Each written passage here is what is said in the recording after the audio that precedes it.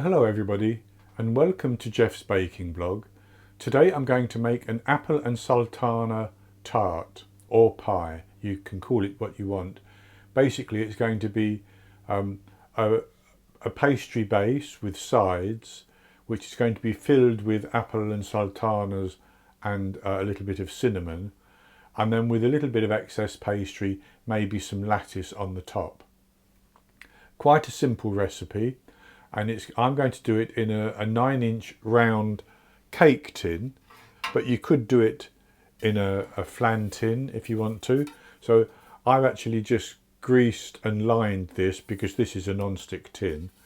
So I've greased and lined it, but you could grease it and flour it, and that's ready to take the pastry base. It doesn't need to be particularly deep. So as I said, it's a simple recipe.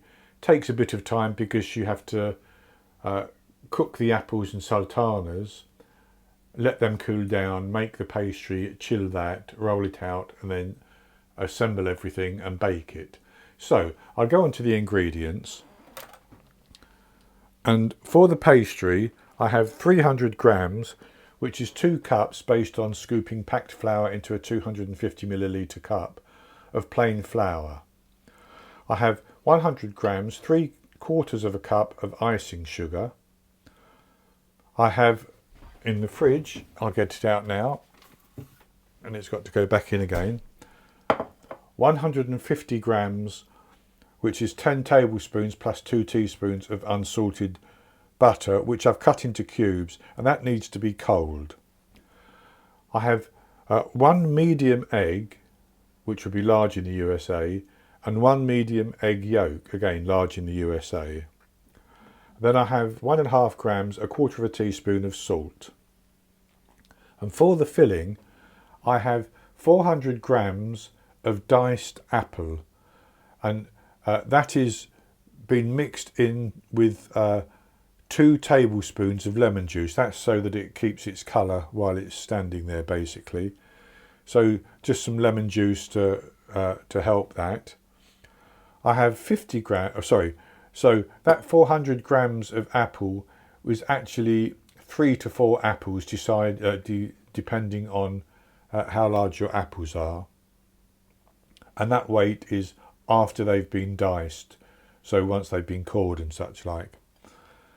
I have 60 grams, which is 1/4 of a cup plus 2 teaspoons of light brown sugar, 50 grams, 1/3 of a cup of sultanas, 4 grams, a teaspoon of ground cinnamon, and 20 grams or 2 tablespoons of breadcrumbs. That's to help soak up the moisture.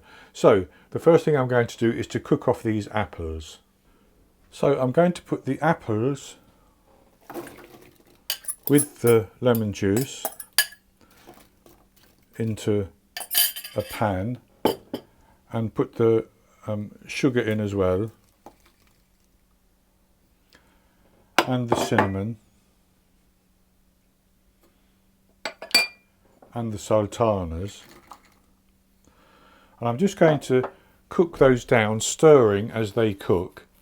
I still want the apples to stay in chunks, but to soften and cook through, and the juice will release. So I'll stir this around as the pan becomes hot. And if you end up with too much filling, it doesn't matter, because you can set that aside and use it. Well, I would use it in my porridge in the mornings, but you can use it for whatever you want.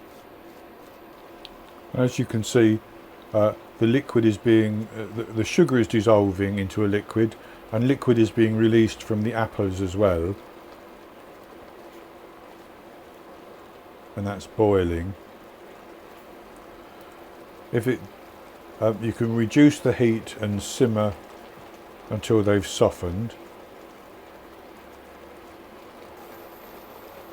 And I want this liquid to reduce a fair amount, and what I'm going to do is I'm going to put in my breadcrumbs as well, and that will actually absorb some of the liquid.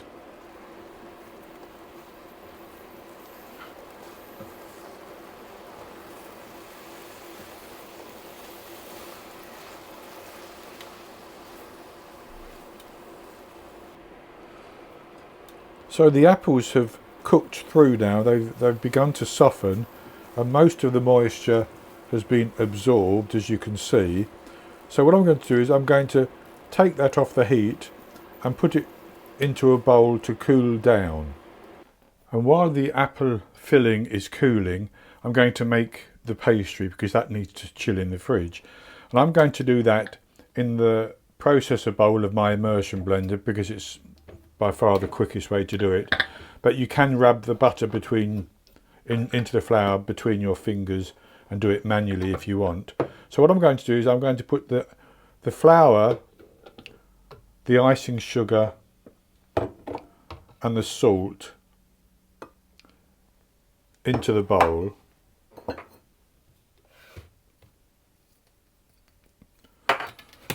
And I'm just going to give those a quick whiz with the blade to get those mixed together a little bit.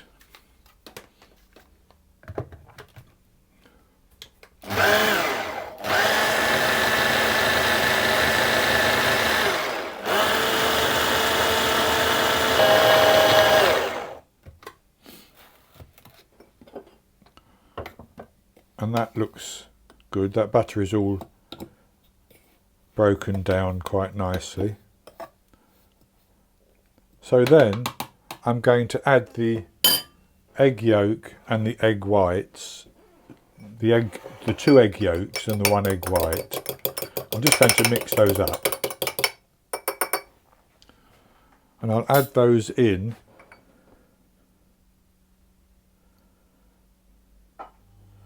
And I'm going to process it until it all begins to clump together. And if I think it's not clumping together, I will add just a little bit more of the egg white that I have left.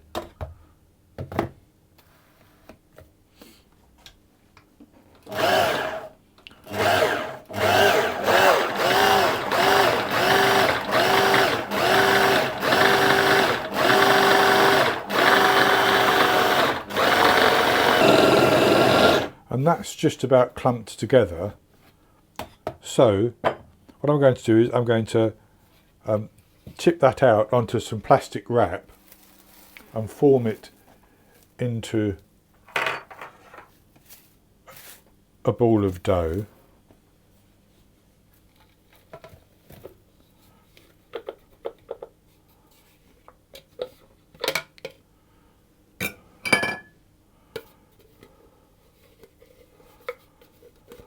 So that's going to be easy to form into a ball.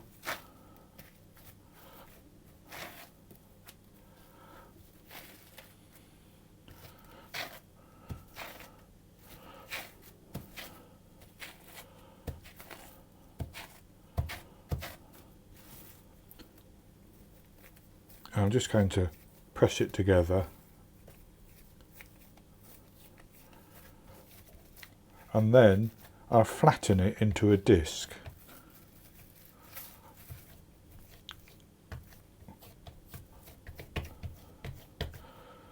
Like that.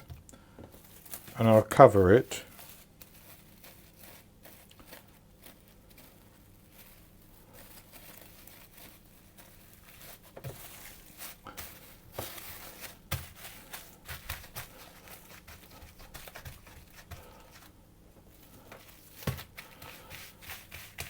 And I'm going to chill that in the fridge, and I'll chill it for at least 30 minutes, but also until the apple filling has cooled down completely. And as that happens, I will preheat my oven to 180 Celsius, that's 350 Fahrenheit, and then I'll come back and we'll roll out the pastry and assemble the tart. I have my oven preheating now at 180 Celsius, 350 Fahrenheit, and I've taken the pastry out of the fridge, the dough, and I've cut a little piece off, as you can see, which I will use for making some strips later. What I want to do is to roll this out so that it will fit in my pan. And I just want to say, if you have one of these rings, you can actually use that instead of a pan and put the parchment paper here on a baking tray with the ring filled and such like. Or you could use something like a pie dish or a tart tin. So what I'm going to do is I'm going to roll this out between two pieces of parchment paper until it will fit the base and up the side of the pan.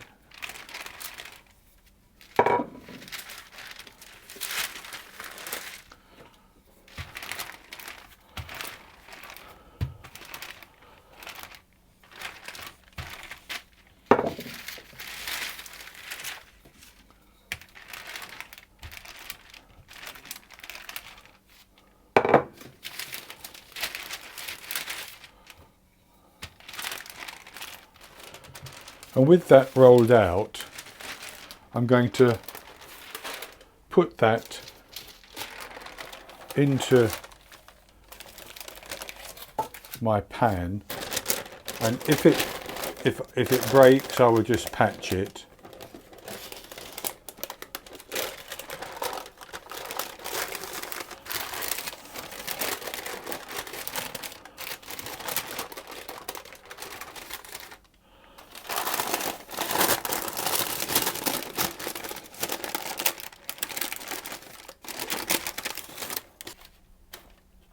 And that's quite good.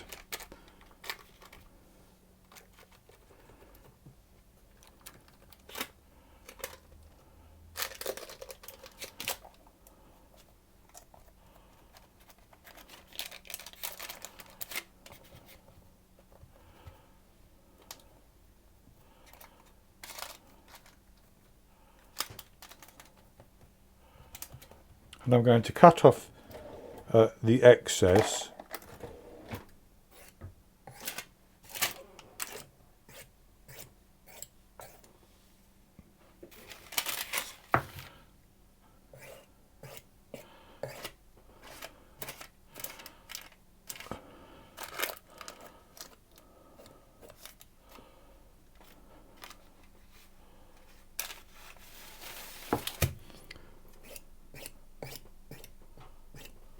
And where there's just a little dip there, I'm going to just put a bit more pastry there. And I may end up folding the edges over, but that's good like that. So then what I'm going to do is I'm going to just put that to one side for a moment and roll out the remaining pastry and cut some strips out.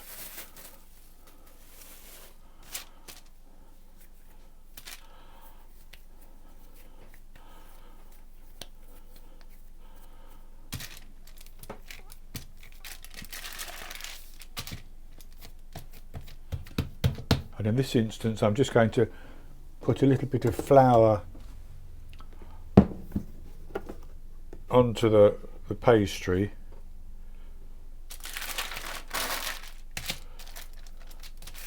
Because I want to be able to lift the strips up quite easily.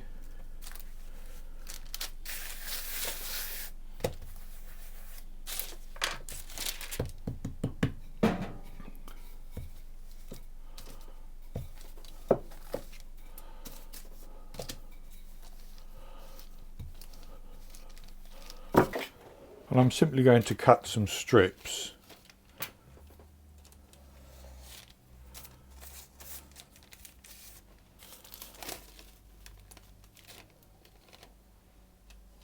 Of roughly the same width.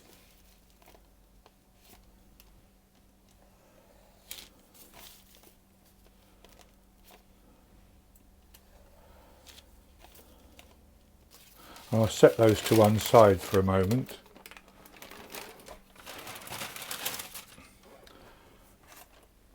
And get our pastry and our apple. And I'm going to put the apple filling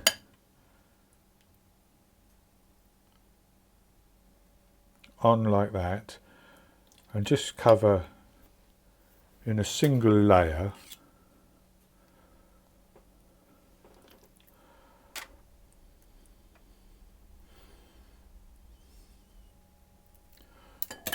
And that's good like that.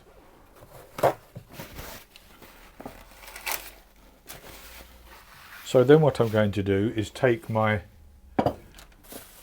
strips of pastry, if I can, and I'm going to lay them on like that.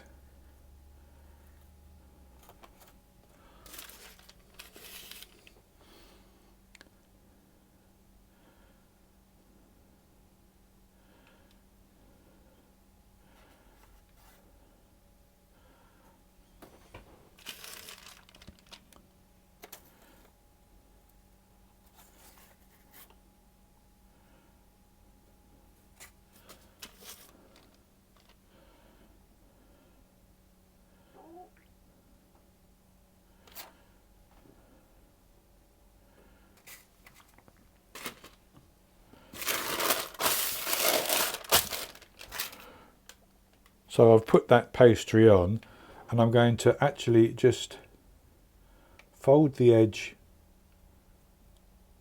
of the rim down all the way round,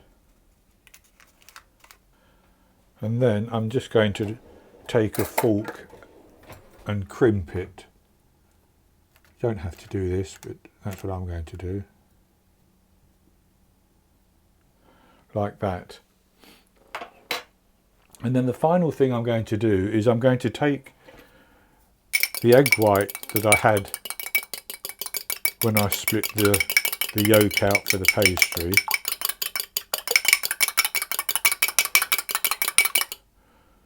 and I'm just going to gently brush that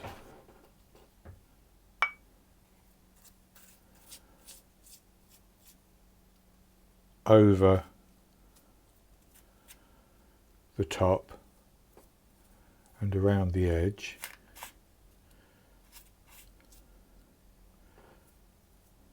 Like that. And then I'm going to put that into the oven, and I'm going to bake it for about 30 minutes. And that should bake the pastry right through. And then after 30 minutes, I'm going to take it out of the oven, and I'm going to leave it in the pan to cool completely. And once that's happened, I'll take it out of the pan and I'll come back and show you the results. I baked my apple tart or pie for 30 minutes. Then I took it out of the oven and I left it to cool in the tin. And now I've taken it out of the tin and put it onto a plate. So this is what it looks like. And it's baked up quite nicely, as you can see. And all I'm going to do is just sprinkle a little bit of icing sugar over the top, not very much.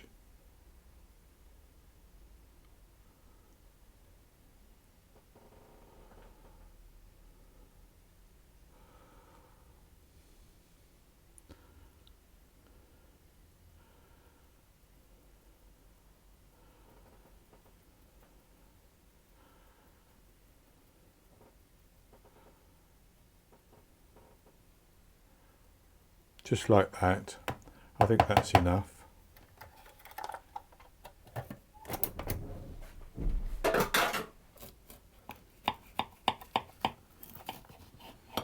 I'm going to cut some.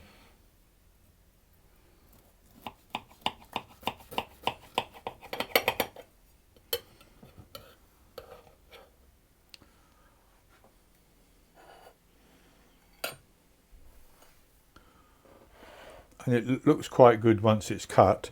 So I've just squirted a little bit of cream on a slice So I'll have a taste of it.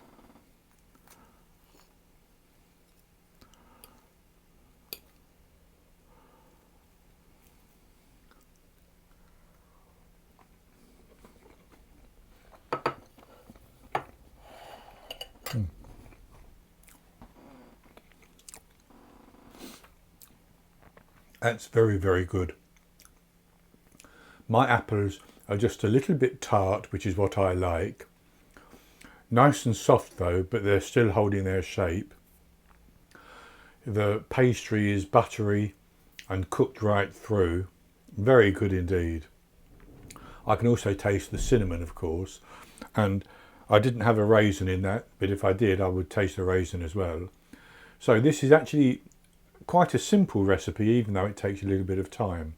I hope you've enjoyed it, and if you have, please give me the thumbs up below and click to subscribe to my YouTube channel. If you do subscribe, don't forget to hit the bell icon as well, and that will then make sure you get notifications when I post new videos. In the top right hand corner of the screen there will be an eye that you can click on, and that will take you to a link for the recipe, and I'll put a link below the video as well, and I'll be back with another recipe in the very near future. So until then, happy baking.